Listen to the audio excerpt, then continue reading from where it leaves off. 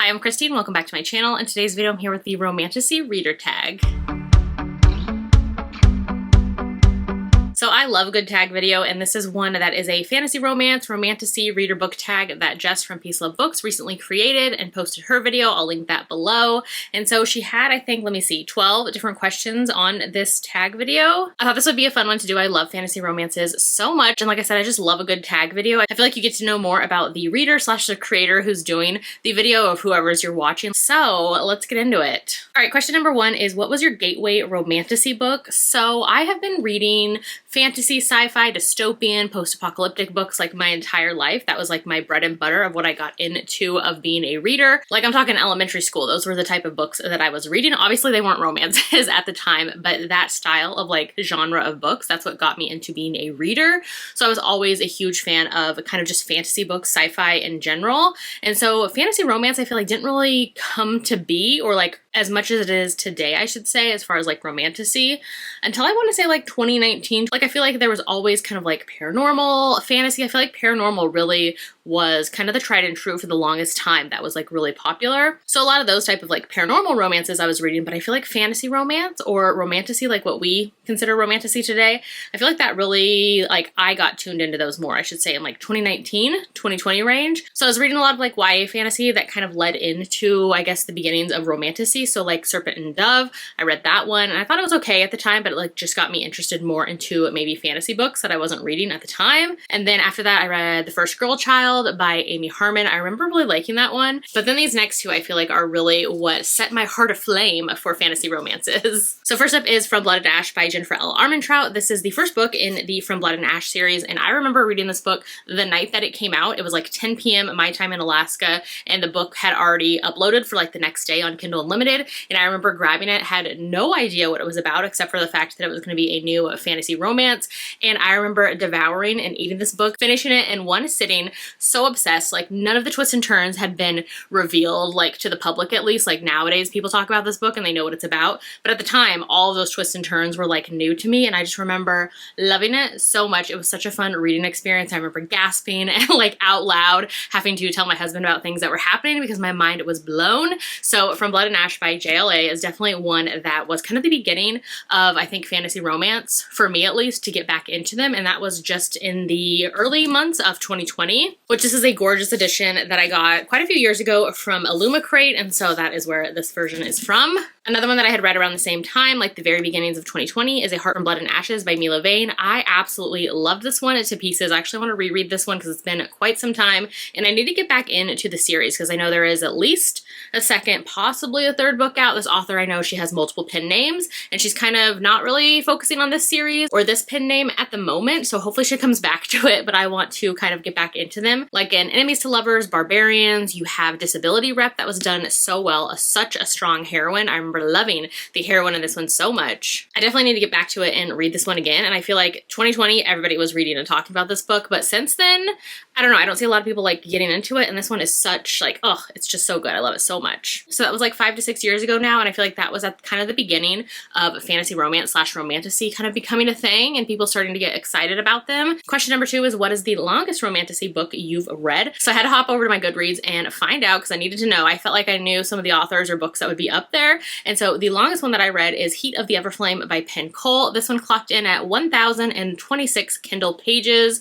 A lot of my Sarah J. Maas books are kind of in the 800 page range, and so Heat of the Everflame by Penn Cole, that one definitely took the cake on that for over 1,000 pages, and that is the third book in her current Kindred's Cursed Saga series. I read all 3 books that are currently out when they were indie published, and so now they're getting traditionally published. I think this one's coming out soon again, getting repubbed, and then the 4th book, we'll see how long that one ends up being. So that is that one, and that is the longest romantasy book that I have read. I read that one last year. Question number 3 is, what is an underrated romantasy more people need to read? So I have a couple of recommendations for this one. Like I said, Heart of Blood and Ashes. I feel like more people need to read this one, especially if you're kind of newer into fantasy romance romantasy. This one was such a big deal like in 2020 range, so highly recommend. I want to reread it myself. Another one that's one of my favorites, it was on my top reads of the year list when I read this one a couple years ago, is Between Wrath and Mercy by Jess Wisecup.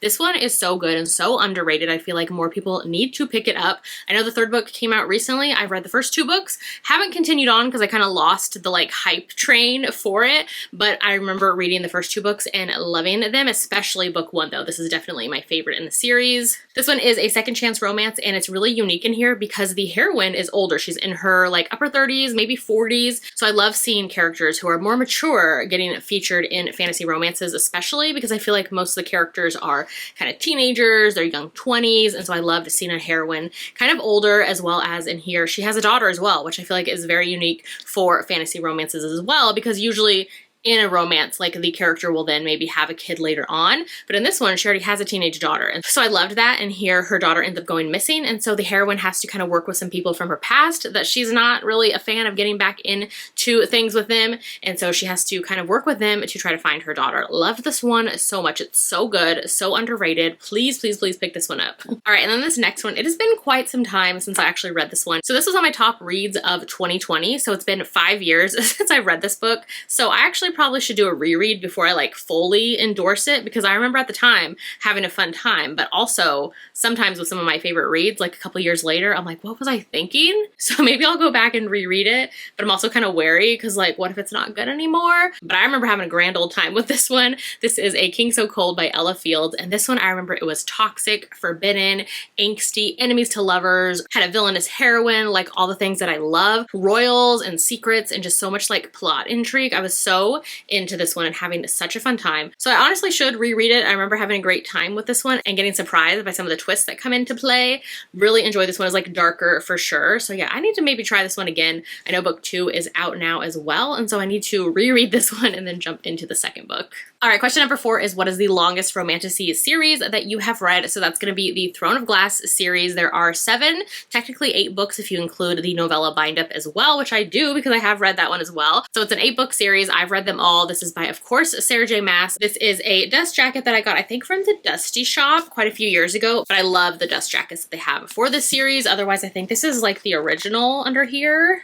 Yes, so that is the original cover for the series. I read this whole series. SJM stan for life. I love her books to pieces. So yeah, Throne of Glass is the longest Romantasy series that I have read and finished. Question number 5 is, what is a Romantasy book that is worth the hype? So that's going to be Quicksilver by Callie Hart for me. I ate this one up when it was an indie published last summer and loved it so much. It has since been traditionally published and picked up, and it's going to get like an Amazon Netflix series. It's going to have all the things in the works, which I love seeing that for the author. This is just such a beautiful edition. It's a glossy and has like this silver embossed on here. I think this is the, yeah, this is like signed by the author as well. My husband grabbed this one for me. I love this one to pieces, and this is one where I feel like it's definitely worth the hype. And this was one that was so hyped up, like on the Amazon ebook sales, like the top list for the longest time, for like months and months, probably still is up there somewhere. And I remember seeing it all over Instagram, all over TikTok, so I was a little wary of jumping into it, but I'm so glad I did. This is one that definitely lived up to the hype. It's like a portal fantasy where you kind of follow along with the heroine as she discovers more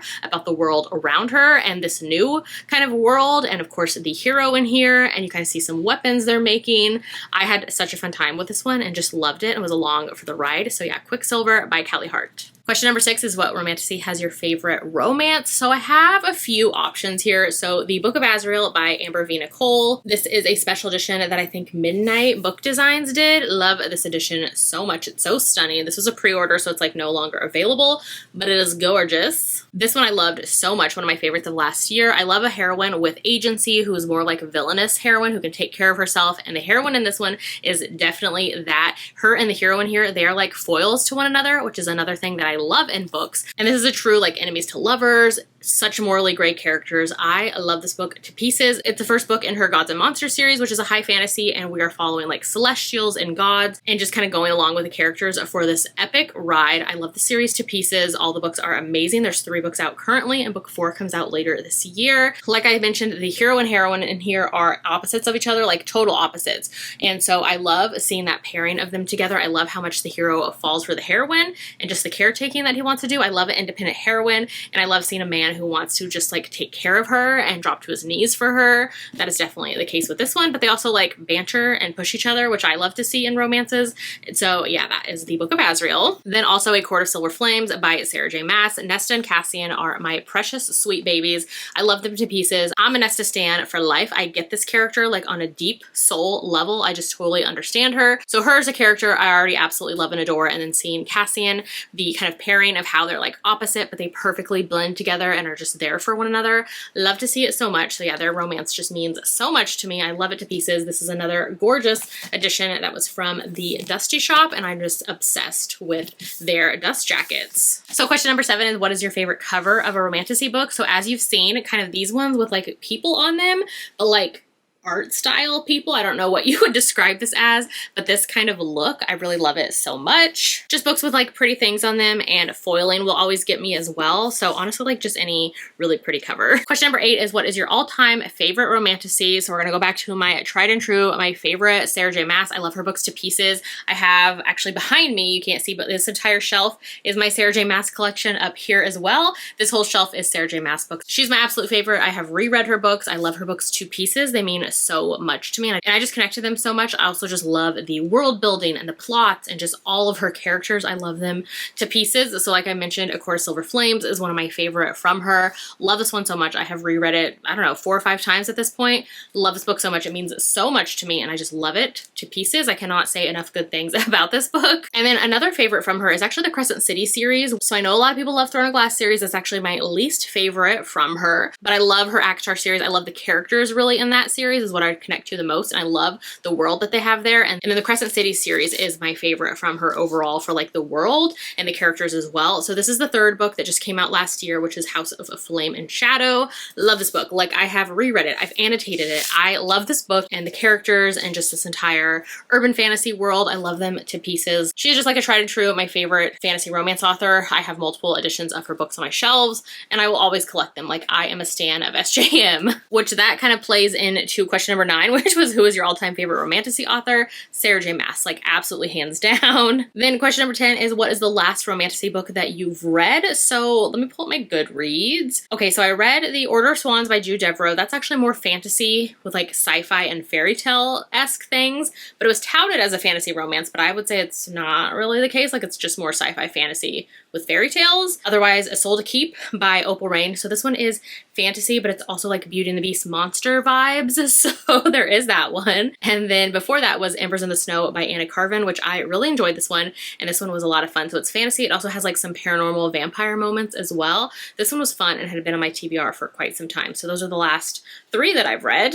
Question number 11 is, what are the top 3 Romantasy books on your TBR? So I have an ever-ending TBR of all the books I want to get to all the time, but 3 of the ones on my TBR I want to get to for fantasy romances. We have When the Moon Hatched by Sarah A. Parker. This one I'm kind of wary about getting to it, so I haven't gotten to it quite yet, but I want to know what it's about. I want to know the hype. I want to see what it is. I feel like I have yet to hear kind of a description about this book. Everybody's like, you got to just go in for the ride and you can't talk about it too much, so I want to figure that out myself too and figure out what everybody's talking about or not talking about. And this cover is really pretty. This is the hardcover, the traditionally published version, and the gorgeous like powder blue edges. So this one I want to read and see if I like it or not. I've heard some things about this author's writing, so I just want to see if she's for me or not. Then there's also The Goddess of by Randy Garner. So this one I don't know too much about. I think it's the first book. Yeah, the first book in the Fragile Divine series. The cover is gorgeous.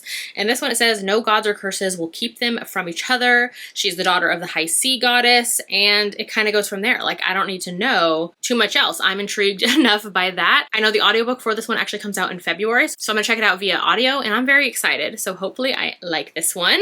And then the last one is Metal Slinger by Rachel Schneider. So this one has been on my Kindle for quite some time. I actually started it in the fall of last year, and I think I got like 20% in, and I had to set it down for like ARCs and other books at the time. I just never got back into it. So I want to go back into it, and I also might wait for the audiobook because I think the audio is coming out in March, and that might help me get to it sooner than later. So that one is on my TBR as well. I know so many people talk about this one, and they're just like the twists and the turns and what happens in the book. You have to stay till the end. And so I just want to know what it's about. So I need to check that one out as well. All right, and then question number 12 is, who are your favorite Romantasy content creators to follow? So honestly, I don't know if I really follow a lot of Romantasy creators specifically. Like, the only 2 that are coming to mind is April from Happily Ever April and Jess from Honest Fiction. Those 2 like specifically talk about fantasy romances a ton. Otherwise, I feel like everybody else I follow, they read like a variety of romance books like I do, where they talk about Romantasy off and on like throughout the month, as well as with other books they read. So that's kind of the case, but for sure, like, those are the only 2 like fantasy romance creators that are like specifically